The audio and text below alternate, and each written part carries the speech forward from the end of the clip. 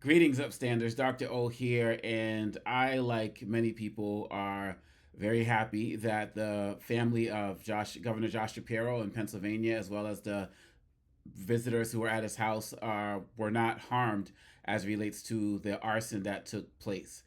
It's really tragic, and I join him and others in condemning violence that comes from all sides of the political aisle in every way, shape, or form. That's absolutely true.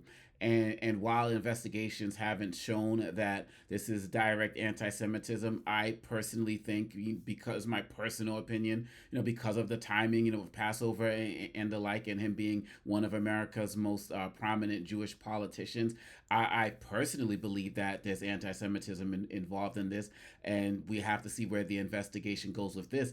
But it's also clear that the arsonist is somebody who has published critique about Democrats like Joe Biden, and has also said things like Democrats should not exist. So there can also be a political angle to this. Both two things can be true. It can be political as well as anti-Semitic, and that needs to be. We need to be honest about that.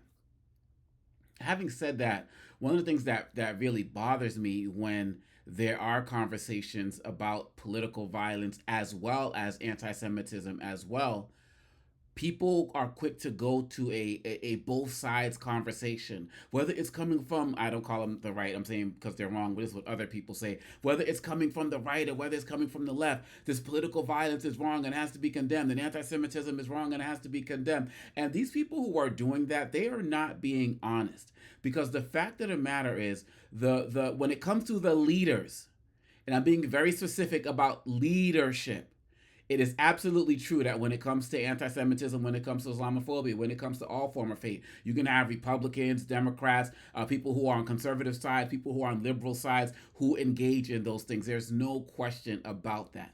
There's no question. But when it comes to number one, the promotion of outright violence, and number two, the leadership as it relates to this and who's calling out what, is people on the Republican side who own that platform. It is people who are on the conservative sides of things who own that platform. It is people on the Republican and conservative sides of things who uplift white supremacists, who uplift anti-Semites, who uplift Islamophobes, who uplift people who are anti-Semites as well. You just saw Trump was at the UFC fight over the weekend. And as I'm learning now, and I was watching from a report on CNN as well, many of these former UFC fighters are having podcasts now, and that's kind of like their next stage of life. And several of these ones, at least according to the report I saw on CNN, several of these guys are platforming white supremacists.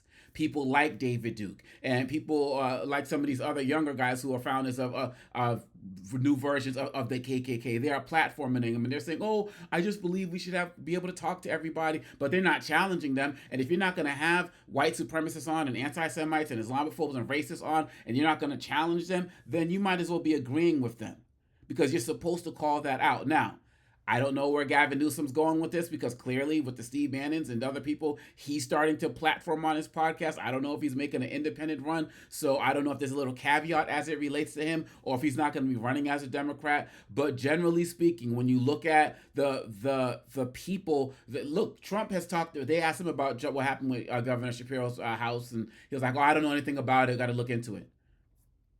In my opinion, people like him and other people in the Republican Party are waiting to see if this person is actually like a neo-Nazi, quote-unquote, far-right guy, because they have to be careful about how they condemn it. Pam Bondi said, I'm thankful that the governor and his family are safe, and this is, support the police. That's basically as far as they're willing to go. You do not see on anti-Trump platforms or Democratic platforms people platforming white supremacists and anti-Semites. I'm part of the Black Star Network with Roland Martin. You don't see us bringing these guys on the show unless they're going to be challenged and called out for their ignorance and hate. SiriusXM. I'm also part of the Urban View family. Karen Hunter and what they're doing over there on that platform. You don't see that there. Lincoln Project, former, Republicans and former Republican people who are critiquing of this administration. You don't see them platforming anti-Semites. People at the Bulwark who are Republicans, former Republicans, and other folks who are on that. You don't see them platforming these guys.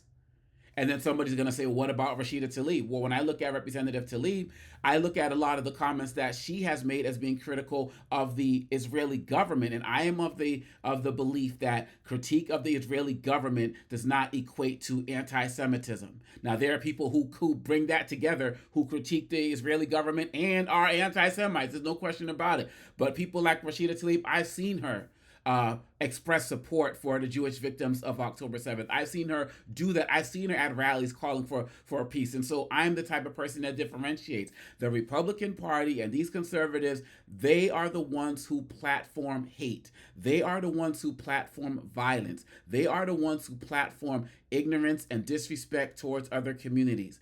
And the fact of the matter is, we can't keep both sides in this. And when I say that, I'm talking particularly about disproportionality. Because as I said earlier in this post, it is absolutely true that people who are part of, liberal establishments, people who are part of, democratic establishments have engaged in things that are anti-Semitic. There's no question about it. But the leadership of the Democratic Party, the leadership of people who are involved in large media platforms, Midas, so on and so forth, they are not the ones platforming anti-Semitism.